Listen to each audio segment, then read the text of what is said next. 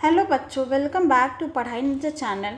तो आज हम बात करेंगे एक इंटरेस्टिंग टॉपिक की, जिसका नाम है इंडस्ट्रियलाइजेशन इन द कॉलोनीज़। यानी एक कॉलोनी कैसे इंडस्ट्रियलाइज होती है। और हम देखेंगे इंडिया के टेक्सटाइल की अमेजिंग स्टोरी, कैसे वो दुनिया के टॉप प्लेयर था और फिर उसका डाउनफॉल कैसे हुआ। तो ये पार्ट 3 है चैप्टर 4 का। तो चलिए स्टार्ट करते हैं।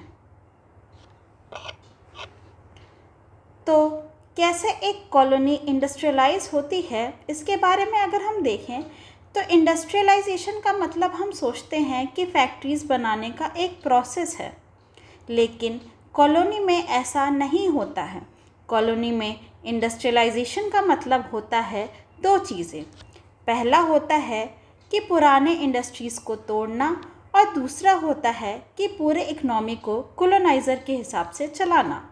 तो आज हम फोकस करेंगे इंडियन टेक्सटाइल इंडस्ट्रीज़ पे। तो बच्चों, अगर हम सबसे पहले बात करें the age of industrial Indian textile की, तो बच्चों मशीन के ज़माने से पहले दुनिया की सबसे बेस्ट कॉटन और सिल्क इंडिया से आती थी। सूरत, मसूलीपट्टनम, हुगली जैसे पोर्ट से ये कपड़ा कैमल पे सवार होकर अफ़गानिस्तान, पर्शिया तक जाता था और शिप से गल्फ़ कंट्रीज़ और साउथ ईस्ट एशिया तक जाता था। तो आप ये मैप के थ्रू देख भी सकते हैं कि ये सारे रूट्स हैं जो कि ओवरलैंड और ओवरसीज़ थे।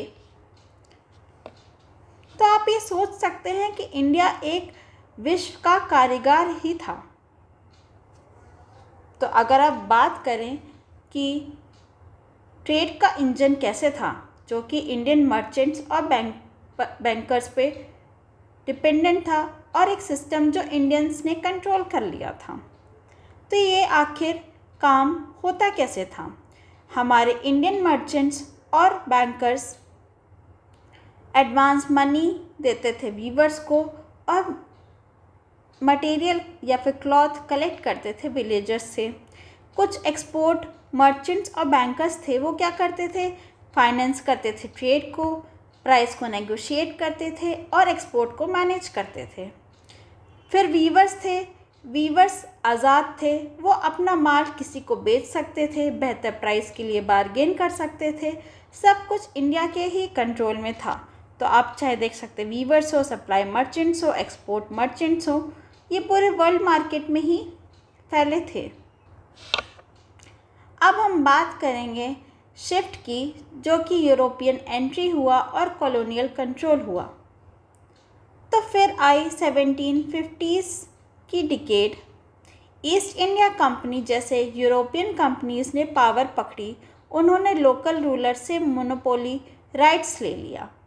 तो इसके कारण रिज़ल्ट क्या हुआ कि जो पुराने पोर्ट्स थे जैसे कि सूरत कोलैप्स होने लगा, और नए पोर्ट्स जैसे कि बॉम्बे और कलकत्ता ग्रो करने लगा। अब ट्रेड यूरोप शिप्स में होती थी और यूरोपियन कंपनीज कंट्रोल करती थी। इंडियन मर्चेंट्स का बिजनेस बंद होने लगा था। अब हम बात करते हैं द ईस्ट इंडिया कंपनी के नए सिस्टम की, जिसमें कंपटीशन था और वीवर्स को कंट्रोल करते थे। तो अब ईस्ट इंडिया कंपनी ने अपना नया सिस्टम शुरू कर दिया, जिसका नाम था गोमस्ता सिस्टम। उन्होंने गोमस्ता अपॉइंट करना शुरू कर दिया। तो गोमस्ता एक टाइप के पेड सर्वेंट थे, जो कि वीवर्स को सुपरवाइज किया करते थे। कंपनी ने एडवांस का सिस्टम भी शुरू कर दिया। वीवर्स को लोन दिया जाता था रॉ मटेरियल्स के लिए। फिर लेकिन उसके बाद बदले में उसको वो कपड़ा सिर्फ कंपनी के को ही बेचना पड़ता था।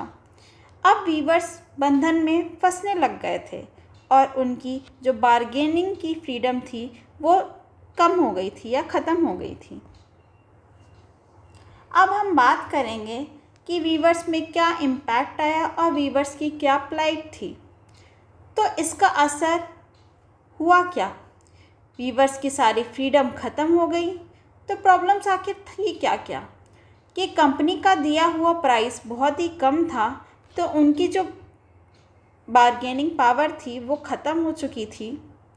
वो एक डेट ट्रैप में फंस गए थे, मतलब उनको बार बार एडवांस मिलता था, फिर वो डेट में आ जाते थे, फिर एडवांस दे दिया, फिर डेट में आ गए, तो वो एक साइकिल चलती रह गई।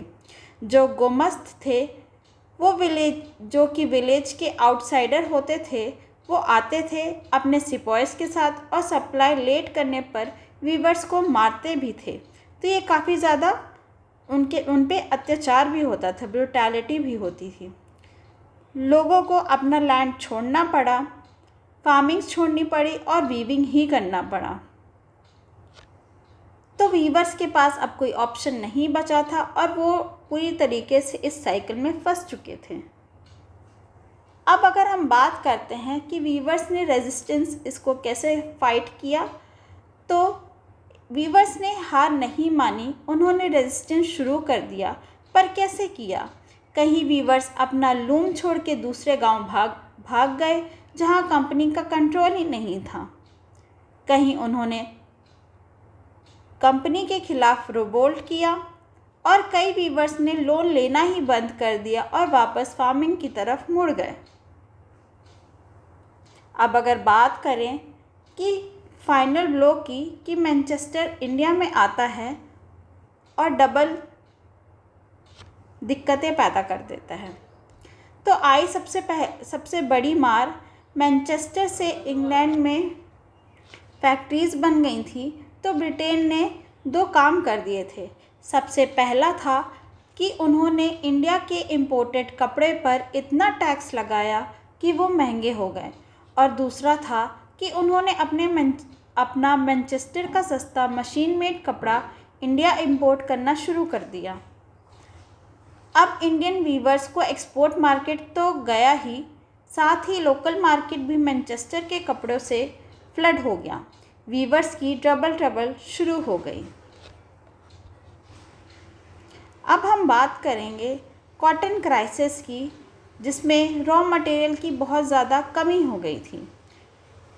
तो फिर 1860s में एक और क्राइसिस शुरू हो गया। अमेरिका में सिविल वॉर शुरू हो गई। 1860s में अमेरिका से कॉटन आना बंद हो गया, तो ब्रिटेन ने इंडिया से रॉ कॉटन लेना शुरू कर दिया। अब इसका रिज़ल्ट क्या हुआ कि इंडिया में ही रॉ कॉटन का प्राइस आसमान छूने लग गया। अब इंडियन वीवर्स के पास ना तो मार्केट बचा था, ना ही रॉ मटेरियल सस्ता मिल रहा था, और सिचुएशन बिल्कुल होपलेस हो गई थी। और फाइनली देखें तो एक final nail in the coffin आ गया था कि अब इंडिया में भी फैक्ट्रीज़ बनने लगी थी। बॉम्बे में मिल खुल गई थी। ये फैक्ट्रीज़ मशीन मेड गुड्स बनाने लग गई थी। तो अब इंडियन वीवर्स को कंपटीशन मिला अपने ही देश की फैक्ट्रियों से। सोचिए कितनी बड़ी आयरनी है। तो बात अब हम कंक्लूजन की करते हैं। तो दोस्तों, ये थी कॉलोनियल इंडस्ट्रियलाइजेशन की सच्चाई। ये डेवलपमेंट की स्टोरी नहीं है, ये है डी इंडस्ट्रियलाइजेशन की स्टोरी। इंडिया को एक इंडस्ट्रियल कंट्री से रॉ मटेरियल सप्लायर और फिनिश गुड का कंज्यूमर बना दिया गया। वीवर्स की कहानी पूरे कॉलोनियल इंडिया की कहानी है। तो बच्चों, आपको ये स्टोरी कैसी लगी कमेंट्स में ज़रूर बताएं। वीडियो को लाइक कीजिए, चैनल को सब्सक्राइब कीजिए और बेल आइकन को प्रेस कीजिए ताकि नेक्स्ट वीडियो आप मिस ना करें। चलिए फिर मिलते हैं हम नेक्स्ट पार्ट में। Thank you for watching the video. जय हिंद।